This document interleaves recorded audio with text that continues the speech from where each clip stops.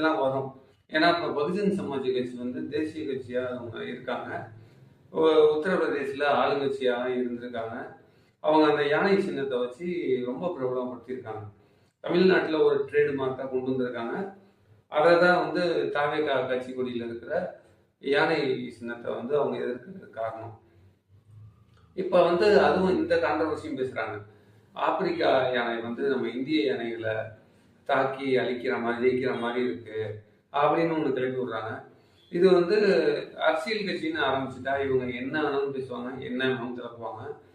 அது எல்லாருக்கும் தெரிஞ்ச விஷயம். அதுவும் திமுகவை சேர்ந்தவர்கள் பேசுனாங்கன்னா பிரித்து மேய்ஞ்சிருவாங்கன்னு வச்சுக்கிங்களேன். நீ தனியாக நிற்பியாம்பாங்க, நீ செய்வியாம்பாங்க, அதை யார் செஞ்சதும்பாங்க, அந்த மாதிரி சொல்லுவாங்க.